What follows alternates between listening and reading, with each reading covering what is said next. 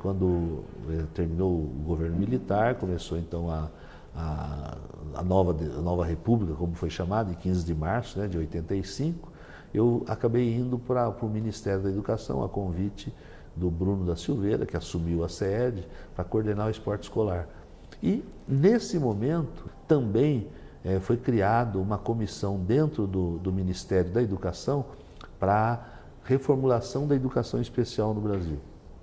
Já era a consequência natural de 81, né? Antes da chegada do governo Sarney, entre 81 e 85 tinha muita coisa para discutir da questão da pessoa com deficiência, acelerou o processo. E o que chamou bastante atenção é que o que fortaleceu realmente o grupo de pessoas com deficiência era já o pessoal que já fazia esporte. Então a gente já tinha algumas associações esparramadas pelo Brasil com um pouco mais de autonomia, porque desde o Sérgio Delgrande aqui em 58 para chegar em 81, esse pessoal já tinha mais autonomia, já tinha gente que já tinha conseguido viajar para fora do Brasil e ir num Pan-Americano, por exemplo, no México. Eles tinham deficientes que já tinham conseguido uma elevação social, vamos dizer assim, ou uma inclusão social maior. E essa turma do esporte, eu acho que foi muito importante no movimento de 81 para frente. Foi a visibilidade que eles começaram a buscar.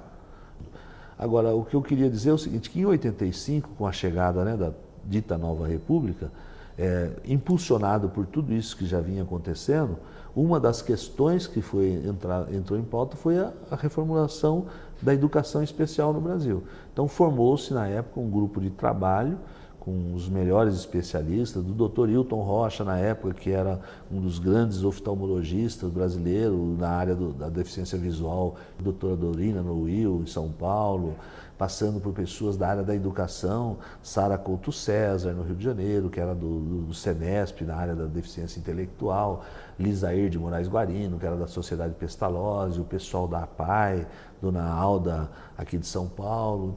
Constituiu-se um grupo, né? E esse grupo de trabalho, e eu tive a felicidade de ser indicado como representante da educação física pelo MEC.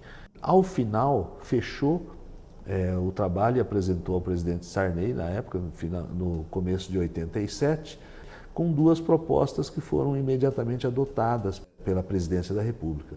Uma delas foi a criação. O Senesp deixou de existir como um centro nacional e passou a ser uma secretaria do MEC, Secretaria de Educação Especial do Ministério da Educação. E o outro avanço, que pegava todas as demais áreas em relação à pessoa com deficiência, além da educação, foi também proposta desse grupo de trabalho a criação da CORD, Coordenadoria Nacional para a Integração da Pessoa com Deficiência, que ficou vinculada à presidência da República. E a doutora Tereza Costa do Amaral foi nomeada pelo presidente Sarney como a coordenadora da CORD nacional, e Tereza me convidou e eu fui ser o coordenador adjunto. Nesse período da CORD, aí que eu digo que a coisa apertou mesmo na questão esportiva. Chegam os meus amigos, né, da Andy, Aldo Mícolis, presidente, Blanco, presidente da Bradecar, Mário Sérgio, presidente da ABDC, Associação Brasileira de Desporto de Cegos. Então, eles chegaram com um problema que a gente estava tentando viabilizar, ajudar via governo a participação do Brasil para a Seul 88, na Paralimpíada de 88. E aí chegaram para mim em abril de 88, olha, nós temos um problema que para inscrever o Brasil esse ano mudou. Não é mais como era até 84, quando eles faziam os Jogos Paralímpicos, mas no mesmo ano da Olimpíada, mas não era com o formato de Paralimpíada como passou a ser de Seul para frente. Até 84, cada país levava a sua representação por área de deficiência. Então iam 3 Brasis. E o Brasil dos PCs, com o Aldo, e o Brasil do cadeirante, com o Blanco, e o Brasil dos deficientes visuais, com o Mário Sérgio. Iam com uniforme diferente, voo diferente, porque era assim que era organizado.